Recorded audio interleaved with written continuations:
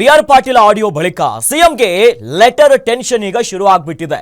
CM ಸಿದ್ದರಾಮಯ್ಯನವರಿಗೆ ಪತ್ರವನ್ನ ಬರೆದಿದ್ದಾರೆ ಕಾನೂನು ಸಚಿವ ಎಚ್.ಕೆ. ಪಾಟೀಲ್ ಅವರು. ಅಕ್ರಮ ಗಣಿಗಾರಿಕೆಯ ಬಗ್ಗೆ ಸಿಎಂಗೆ ಎಚ್.ಕೆ. ಪಾಟೀಲ್ ಲೆಟರ್ ಒಂದನ್ನ ಬರೆದಿದ್ದಾರೆ.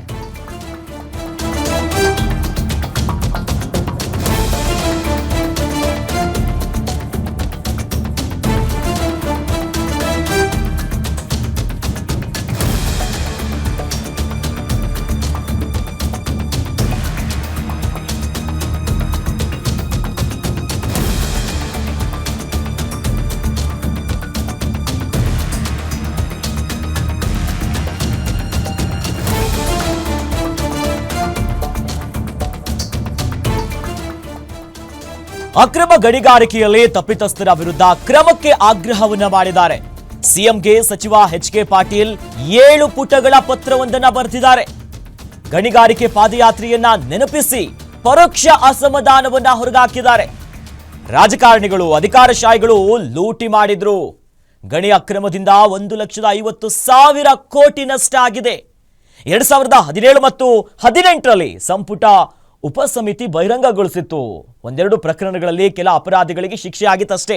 ಅನೇಕ ಪ್ರಕರಣಗಳು ಇನ್ನೂ ಸಹ SIT ವಿಚಾರಣೆಯ ಹಂತದಲ್ಲಿದೆ ಅನ್ನೋದಾಗಿ ಮಾನ್ಯ ಮುಖ್ಯಮಂತ್ರಿಗಳಿಗೆ ಕಾನೂನು ಸಚಿವರಾಗಿರುವಂತಹ ಎಚ್.ಕೆ. ಪಾಟೀಲ್ ಅವರು 7 ಪುಟಗಳ ಪತ್ರವನ್ನ ಬರೆದು ಅಸಮಾಧಾನವನ್ನ ಹೊರಗಾಕಿದ್ದಾರೆ. ಜೊತೆಯಲ್ಲಿ ಗಣಿಗಾರಿಕೆ ಪಾದಯಾತ್ರೆಯನ್ನ ನೆನಪಿಸಿಯೂ ಕೂಡ ಒಂದು ರೀತಿ ಪರೋಕ್ಷವಾಗಿಯೇ ತಮ್ಮ ಅಸಮಾಧಾನ ಹೊರಗಾಕಿದ್ದಾರೆ.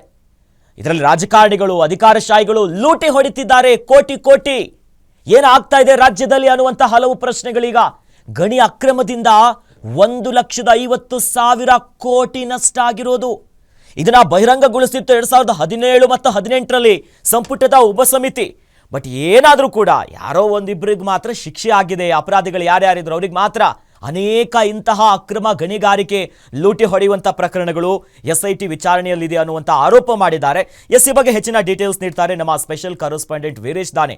ವೀರೇಶ್ ದಾನಿ, ಈಗಾಗಲೇ ಬಿಆರ್ ಪಾಟೀಲ್ ಅವರ ಆಡಿಯೋ ಒಂದು ಸರ್ಕಾರಕ್ಕೂ ದೊಡ್ಡ ಮಟ್ಟದ ಸಂಕಷ್ಟ ತಂದಿದೆ. ಅದರ ಜೊತೆಯಲ್ಲಿ ಎಚ್.ಕೆ. ಪಾಟೀಲ್ ಅವರು ಬರೆದಿರುವಂತಹ ಪತ್ರದಲ್ಲಿ ಯಾವೆಲ್ಲ ವಿಚಾರವನ್ನ ಉಲ್ಲೇಖ ಮಾಡಿದ್ದಾರೆ, ಇದು ಸರ್ಕಾರಕ್ಕೆ ಮುಂದಿನ ದಿನ ಸಂಕಷ್ಟವನ್ನ ತಂದಿಡುತ್ತಾ ವೀರೇಶ್ ದಾನಿ?